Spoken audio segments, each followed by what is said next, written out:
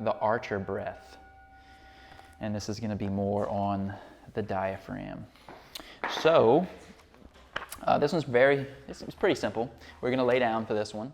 We're going to breathe in through the nose.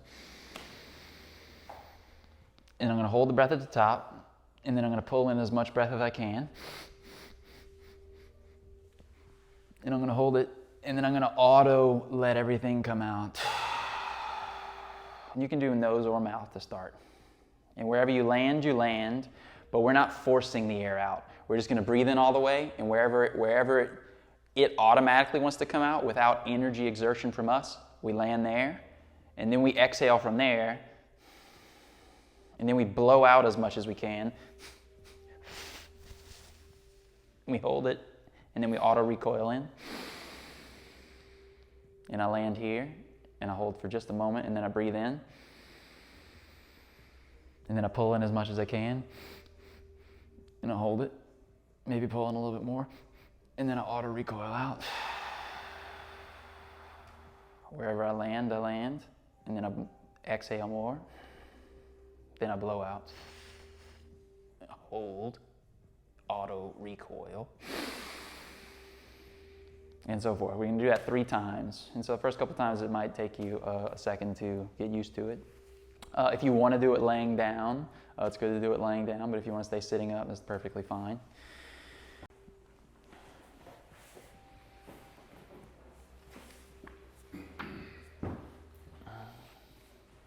So archer breath. So what you can do is you can imagine, you have the archer loading the bow and pulling back the string, and then he just lets go. And it goes back. It might go forward a little bit, but it comes back to its resting position. And so that's what we're thinking about on each side of the breath. So just relaxing for a moment.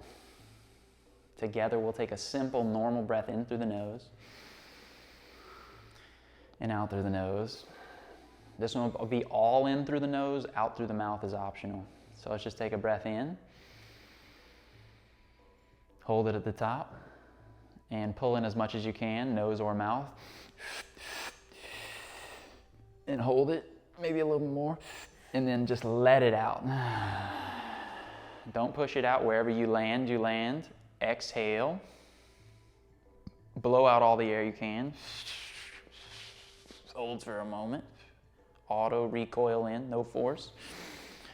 Just automatic. Wherever you land. Breathe in.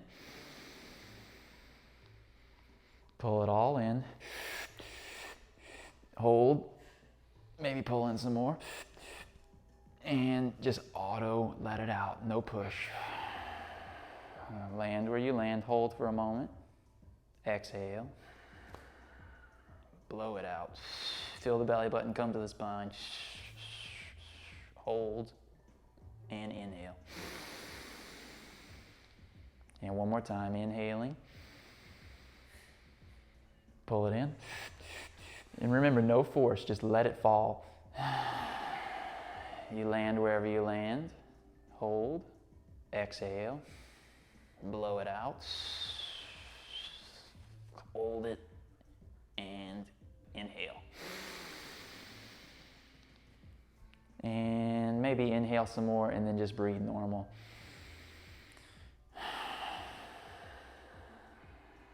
And just notice how you feel. In this class, it's kind of hard to really see how much of a difference it makes because we've already done so much with the diaphragm. So you may even be a little sore later today or tomorrow because we are using probably some muscles in the abdomen that we never use, and then we're definitely using the muscle of the diaphragm more than we ever use it. So this one's really cool to do, doing just through the nose, not really trying to breathe in just through the belly, but just paying attention to where and how the air fills up. Because when you do it through the nose, you can just watch how the diaphragm's gonna have a better chance of expanding. And then do the whole thing through the mouth, and you'll see that that one really wants to go into the chest. And just watching that. So let's actually do just 2 rounds doing just mouth.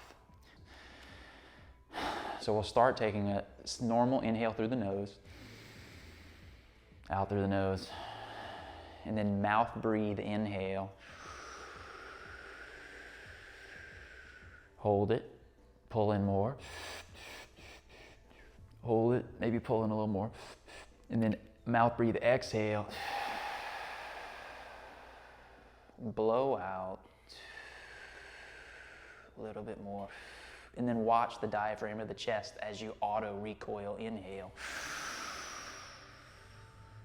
And then blow, inhale. A little bit more, feel the chest. And then just let it out.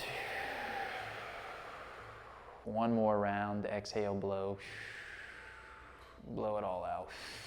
Pause. And inhale.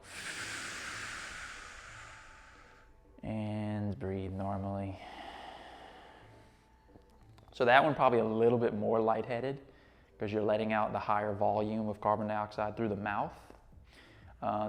Did it feel weird for anyone breathing in through the mouth after like consciously breathing in through the nose so far for almost an hour today?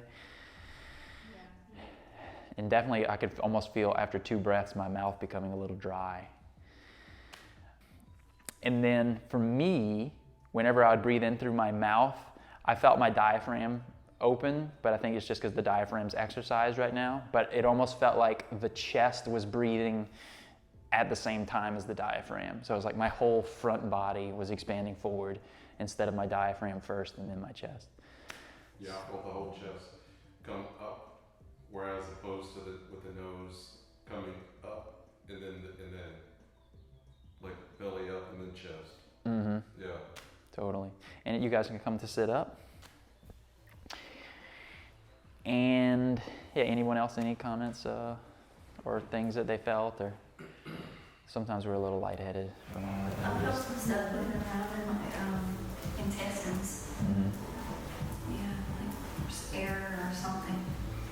Some space being created there. Mm-hmm. Cool. Nuggets. Just a little, like, not really lightheaded, but almost. Mm-hmm. And so I say mouth breathing is something that we don't ever want to do. And that's only in the functional breathing section of the course, which we'll probably finish today, where we can consciously use the mouth breathing to go into controlled sympathetic states to where we can, start playing with stuff in that realm. But as far as functional breathing and recognizing how our clients are breathing and teaching them functional patterns, then nose breathing is the way. And because we're letting out a lot of carbon dioxide in this exercise, it's always good to follow it up with some conscious nose breathing so we can, reprogram the breathing. I have a client who works kind of outside, Mm-hmm. not like a lot of activity, like physical activity, but she just has to be outside. And when she gets hot, she's like, I can't breathe. Mm-hmm. And I don't think it may be some anxiety. I don't think it's all anxiety. Mm-hmm. And I'm beginning to think it's more of this, because I talked to her about taking like a deeper breath, and she's like, no, I'm mostly breathing right here. Right, in she general. Could do that. She could tell me that. Uh-huh. And I have to pay attention to see if she's mouth breathing more. But do other types of, when that's kind of the norm for somebody, do other things like heat Uh-huh. tend to affect it?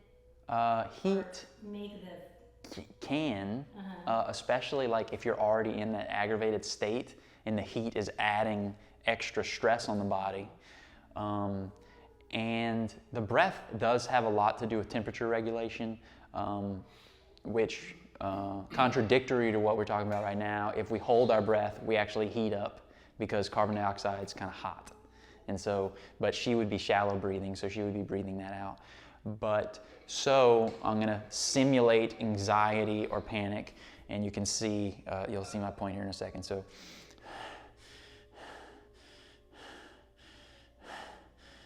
So I am just breathing here. This isn't being used at all. So one way to trigger breathing here is to